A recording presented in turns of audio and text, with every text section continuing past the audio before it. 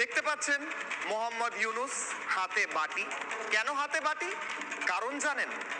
কারণ ট্রাম্প আসার পর হঠাৎ আমেরিকা বলেছে 1 টাকাও দেবে না বাংলাদেশকে। সম্প্রতি একটি নিউজ দেখলাম, সেখানে দেখা যাচ্ছে যে ট্রাম্প সরকার মানে আমেরিকা নাকি বাংলাদেশকে আর কোনো আর্থিক সহযোগিতা দিবে না।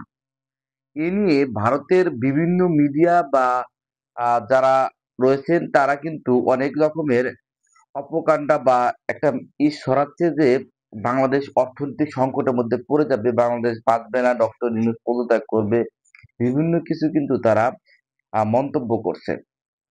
তো একটা কথা বললে না বললেই নয়, সেটা হচ্ছে যে বাংলাদেশ অর্থনৈতিক সংকটে পড়ুক আর ডক্টর ইউনূস পদত্যাগ করুক, তাদের এত জ্বলছে কেন?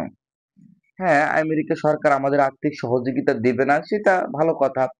আমাদের ইনশাআল্লাহ চেষ্টা করব আমরা নিজেরাই যেন আর্থিক সহযোগিতা মানুষকে দিতে পারি, সেটার জন্য কিন্তু আমরা নিজেরাই এই দেশকে সুন্দরভাবে গড়ে তুলব।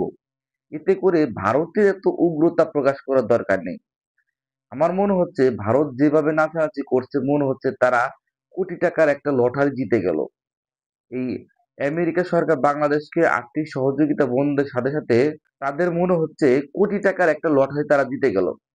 তো এই সমস্ত চিন্তা ভাবনা তাদের বর্জন করতে হবে।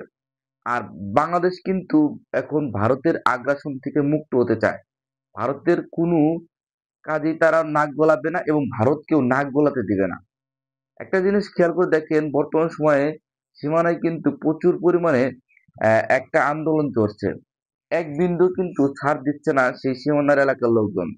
তো ভারতের অবশ্যই মনে রাখা উচিত, বাংলাদেশ ছোট হলেও তাদের কলিজাটা বিশাল। তারা কিন্তু এখন আর কাউকে ছেড়ে কথা বলে না।